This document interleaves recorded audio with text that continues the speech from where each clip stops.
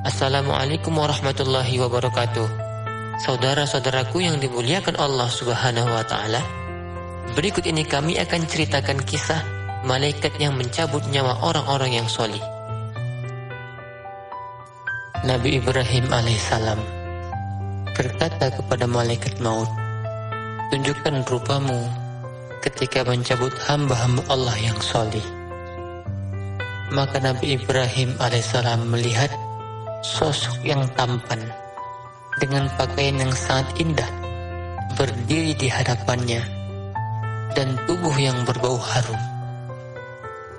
Kemudian Nabi Ibrahim alaihissalam berkata, "Seandainya tidak ada balasan bagi hamba-hamba yang solih, melihat wajahmu saja ketika datang mencabut ruhnya, maka itu sudah mencukupi." Diriwayatkan dalam sebuah hadis bahwa jika Allah Subhanahu wa Ta'ala senang kepada hambanya, maka ia akan berkata kepada malaikat maut, "Pergilah dan bawalah ruh hambaku itu kepadaku. Ujian terhadapnya sudah selesai." Tamim Ad-Dari radhiyallahu anhu berkata bahwa Allah Subhanahu wa Ta'ala memerintahkan malaikat maut, "Pergilah kepada hambaku dan bawalah ruhnya kepadaku. Aku telah mengujinya dengan dua keadaan, yaitu suka dan duka. Ternyata ia melakukan yang aku inginkan. Bawalah ia kepadaku, agar ia dapat terlepas dari kesusahan dunia dengan tenang." Maka malaikat maut akan mendatanginya dengan 500 malaikat. Setiap malaikat membawa kain kafan dari surga. Setiap malaikat membawa jambangan bunga raihan di tangannya. Dalam setiap bunga ada 20 warna yang mempunyai keharuman yang berbeda. Mereka membawa kasturi yang paling harum dalam sehelai sapu tangan sutra putih.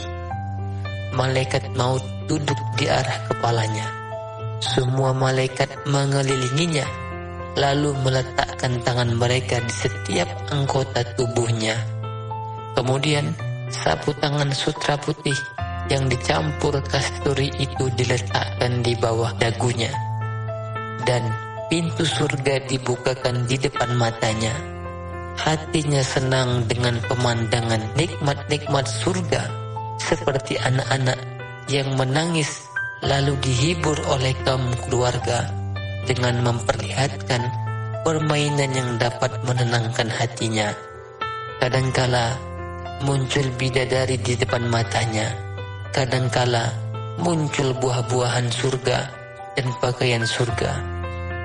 Singkatnya, berbagai kenikmatan surga ada di hadapannya. Para bidadari bergembira bernyanyi-nyanyi.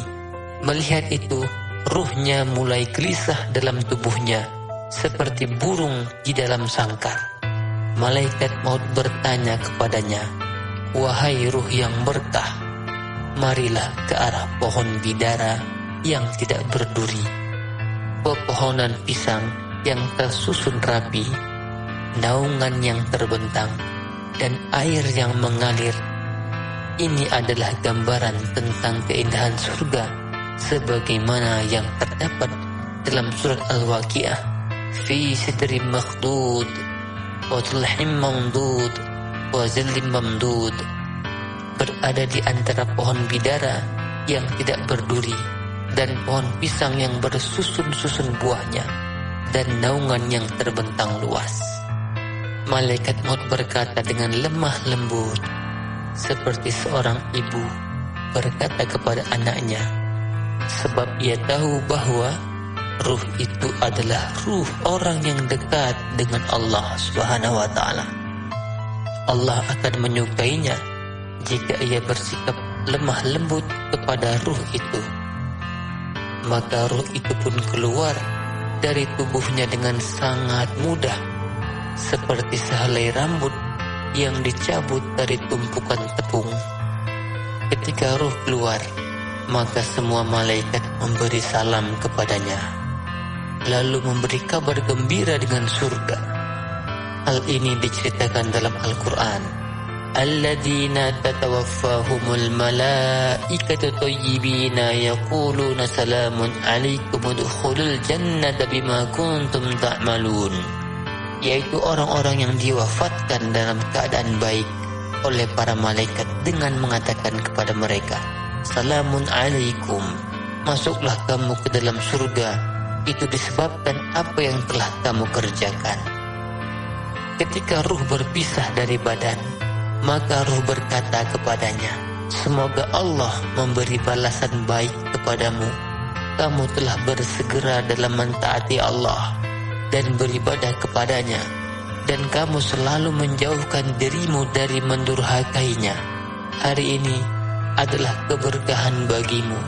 Kamu akan selamat dari azab, dan aku pun selamat. Kata-kata ini juga diucapkan badan kepada ruh.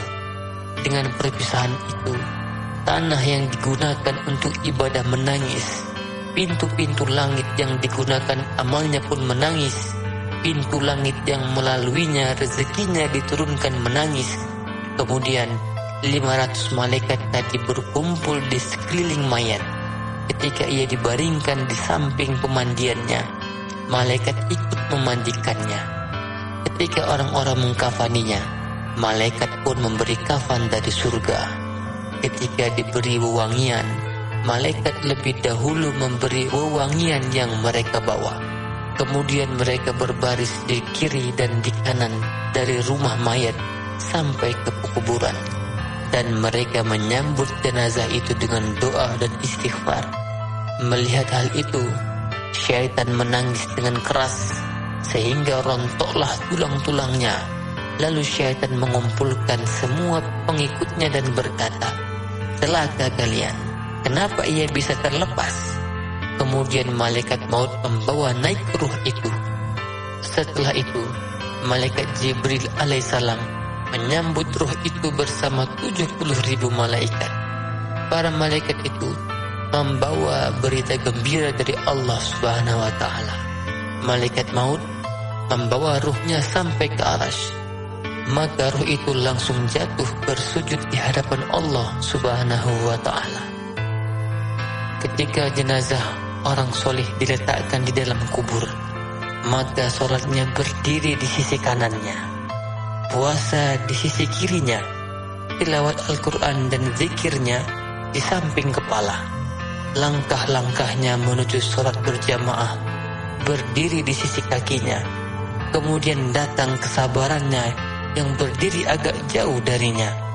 Ketika datang azab yang menyerangnya dari sebelah kanan, maka sholat akan berkata, jangan, demi Allah, sewaktu di dunia ia telah bersusah payah, biarkan sekarang ia tidur dengan tenang.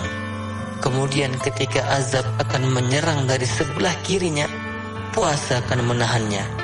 Ketika azab menyerang dari arah kepalanya, maka Al-Quran dan zikirnya akan menghalanginya dan berkata, tidak ada jalan bagimu di sini.